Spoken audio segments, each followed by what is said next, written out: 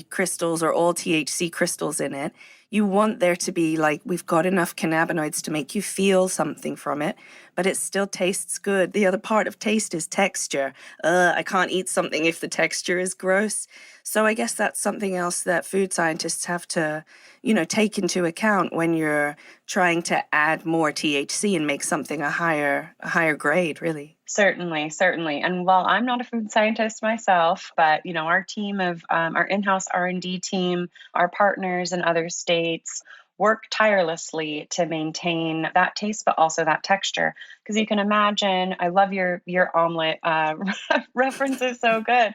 Because you could end up with broccoli covered in eggs, which is not what you're going for, right? You want that nice fluffy egg Mhm. texture, kind of supplemented with a little bit of broccoli. And it's the same thing in a gummy. We want what appeals to the widest consumer base, what caters to the audiences that we're trying to reach. And so, yes, finding your texture and then holding it while you're working with other partners across other states and trying to reach that widest audience is pretty important.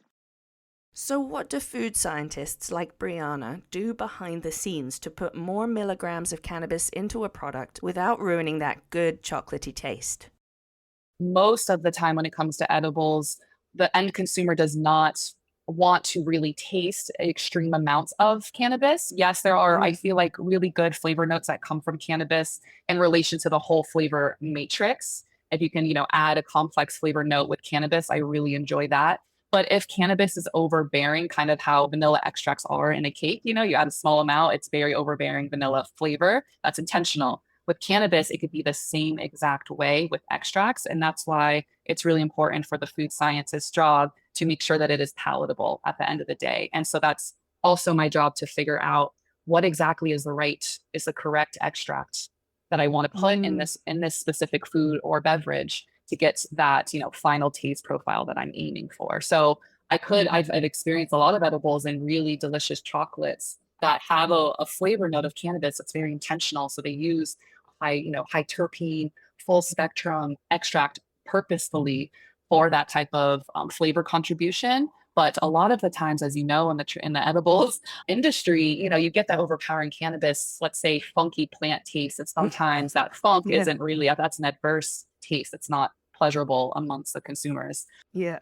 So that's where my job comes in handy, where I could really look into the final flavor taste profile that I want to aim and get to, and also the final profile, the factor. So it's either a food or beverage, or when it comes to Berlixi, that's a drink powder mix, right? And so it all really depends on that, in selecting the cannabis ingredient to utilize. If you do have like an oil or a tincture that is really weedy tasting, there's really a maximum that you can put in before you start to taste it. There's nothing you can do to change that flavor. You're exactly right. There's really nothing you could do. The most you could do is flavor mask it. And so you can understand that. You've probably experienced that with edibles where there's a lot of sugar or there's a lot of flavors on top of the cannabis always kind of comes through. But that is basically what Yeah. you kind of see in the market is that, yeah, we know that this is a strong tasting cannabis edibles, but we're going to do our best to try to flavor mask it. But in the end, you just get a bunch of flavor on top of the cannabis and it kind of comes through both ways. So that's why I really recommend choosing the correct or a more ideal starting ingredient so that you don't have to do that much, flavor masking and additional incorporations of things that no one is even really wanting in the first place. And how about adjusting the cannabis extract amount while still maintaining the all-important texture of a confection? So, how do you add more cannabis to something and have more milligrams in something while maintaining that taste and not losing the texture? That is a great question. So when you use fat-based extracts, distillates, and isolates, they modify the flavor and the texture. So sometimes that is preferable. In this case, you're asking for that to not be a desired effect, the no cannabis effect, in the brownie. So because of that, I would utilize a water-soluble isolate. And so an isolate is a more processed or a more extracted, it's a purer form of the cannabinoid, meaning that it's pure cannabinoid. It is, let's say if it's CBD, it's 99% the purest you can really get of the cannabinoid. So it's not the full spectrum extract where it has the terpenes there, it has the waxes and the oils and what have you that is naturally on the cannabis plant. Instead, it's just extracting the exact cannabinoid that you want to have in the formula. And that way, if you formulate it that way, you're able to get the cannabinoid and the effect and the dosage that you'd like without really having to consider the fats and the oils and the waxes that usually come on a fat soluble or a extract ingredient, let's say.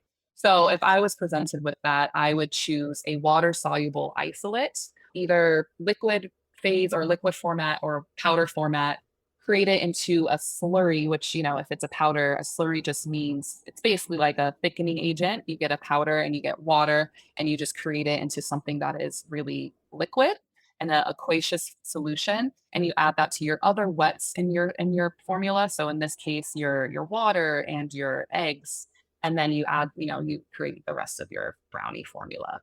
So with that, it's, when it's in a Okay. water soluble, let's say powdered form, it really, in terms of the potency, it's mostly just measuring it out, making sure that the math is correct and the potency is correct with that, and testing it to make sure as well that you are, doing everything correctly with your formulation. And also in that type of approach, you really should not get that much of a cannabis flavor because you are picking a neutral, a mild tasting ingredient in the beginning. After the break, we'll get into how edible companies are creating all these new products that we want with deeper experiences, faster onsets, and targeted effects.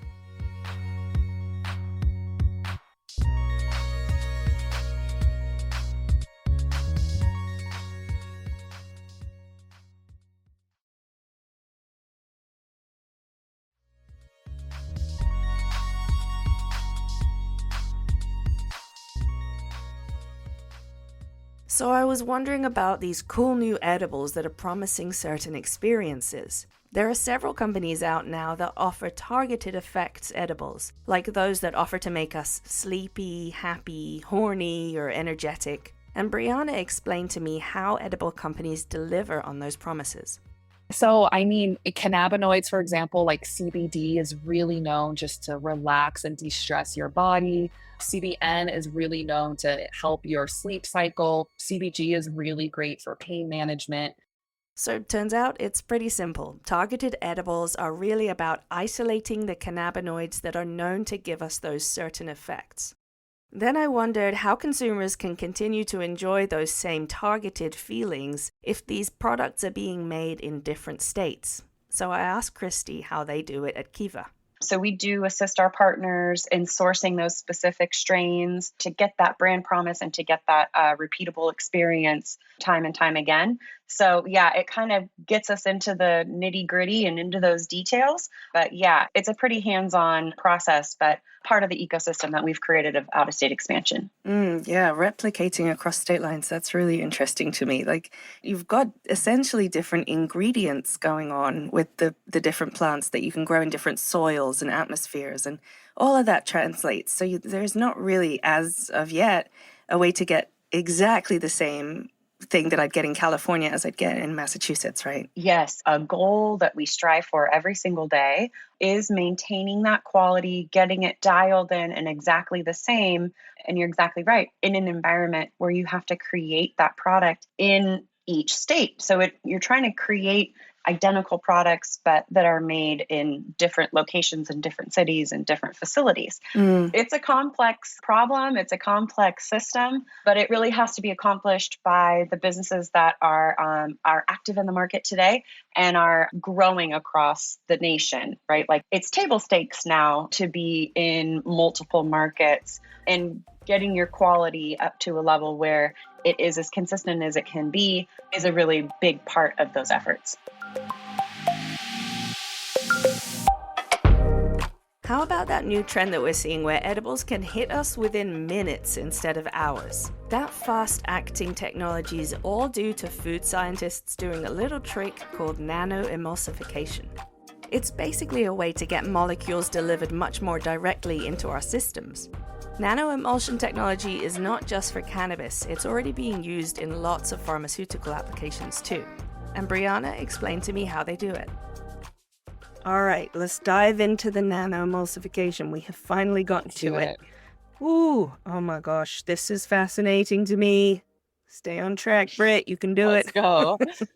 So we're talking about how you change the speed of that onset. Essentially, when it's going through your liver, it's going to take 2 hours usually for you to feel an edible.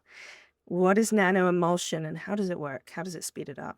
Yeah. So nano-emulsion, you simply take whatever cannabinoid that you desire, whether that's CBD, THC, CBN, CBG, what have you. You take that cannabinoid and you basically emulsify it in a way where the cannabinoid oil droplet is emulsified and evenly dispersed in a water solution. Now, I know that that's very technical Whoa. and Whoa, scientific, yeah. but simply Let's said, break that down.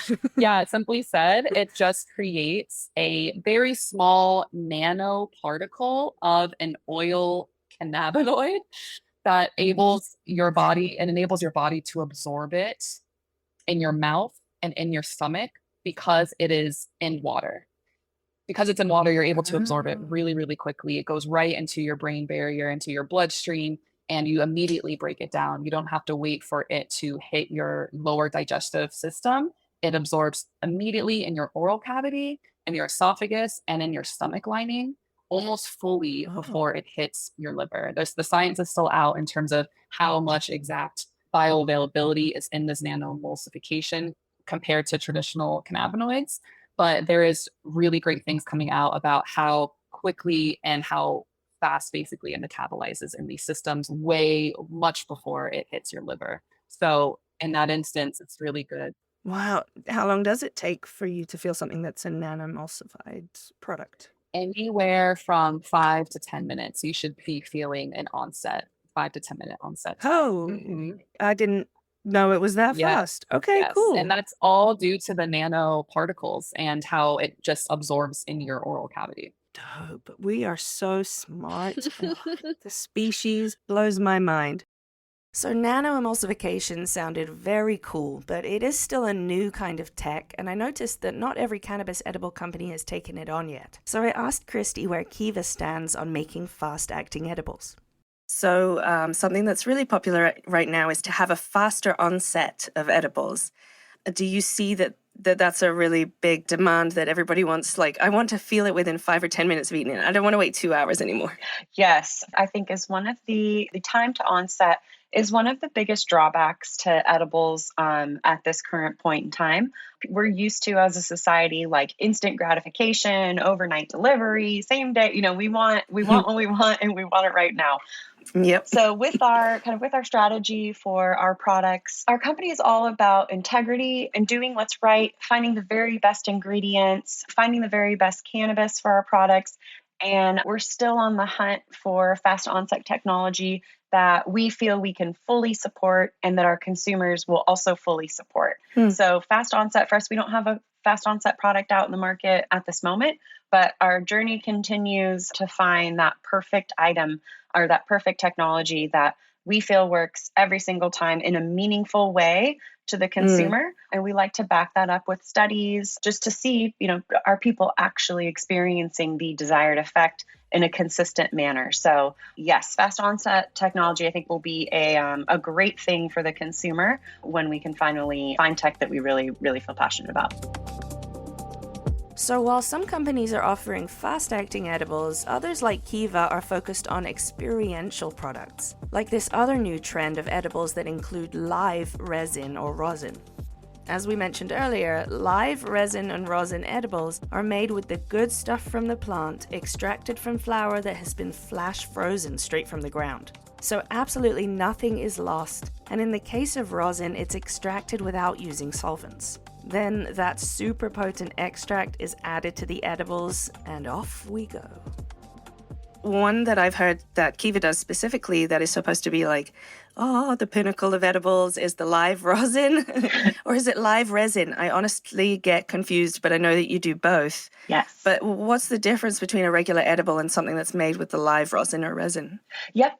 So the live resin, live rosin, those extraction types are featured in our Lost Farm products. So Lost Farm for Kiva has both a gummy and a fruit chew, or sort of a product like a now and later. And so the live resin, live rosin, that